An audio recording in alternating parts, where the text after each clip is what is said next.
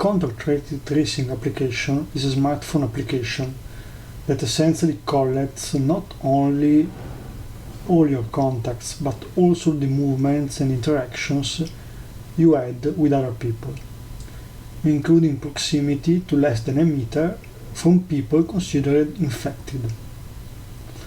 One of the most perverse tricks of this application, which is designed precisely to lock up progressively people in a virtual prison, is that in this way everyone will happen to being in a queue or in a public transport with a potential infected, or some of our contacts will become infected. So every once in a while we will receive the notification that we will be required to have the PCR exam done, which, as we know, creates false positives, and therefore we will be ordered to remain in quarantine. Placing in quarantine, sooner or later, everyone several times during the year. If this may already seem tragicomic in its devastating and grotesque application, we have to see what will be the next steps, because probably there will be updates to implement the functions, and in that case this control system then could no longer leave any escape route. The first major update could be the one against gatherings.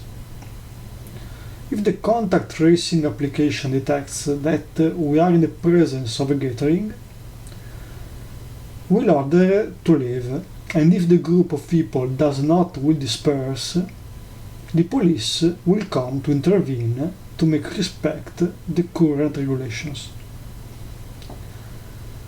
The next step again could be to tighten control over social distancing through the use of the same contact tracing application. So every time we approach someone less than a meter away, it could order to distance yourself until notifying the offense to the police, who will then send a patrol to raise a contravention and above all to distance. A special protocol could then be established to allow couples to do not have the distance limit. But it will be a procedure so cumbersome and grotesque to be a devastating deterrent to the formation of each new intimate relationship. So much so that new couples will be very few later this step, if this happens. Another considerable update could be that of geolocation, which will allow to trace all those considered infected who violate the quarantine, or simply anyone, even those considered healthy, who do not respect the lockdown, since the application will be able to record the amount of time and distances traveled outside the home during the bans, and possibly send to us a patrol if it believes that we are transgressing the limits imposed. Probably the exits during lockdown will be requested exactly through the contact tracing application, and has to be approved before being allowed. But the definitive step, gravestone on the individual's life, could take place if, in addition to the points above, all the protocols and the control forces will establish coordination with the application. And at that point it could be posed, according to some new law, the implantation of a microchip that will have the same functions as the contact tracing application.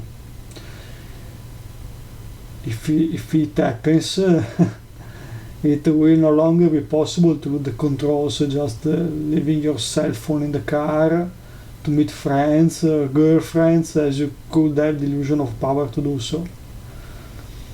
But since that moment, having a chip inside your own body police, law enforcement, or military forces could intervene at every moment, because every time that we will approach someone less than a meter,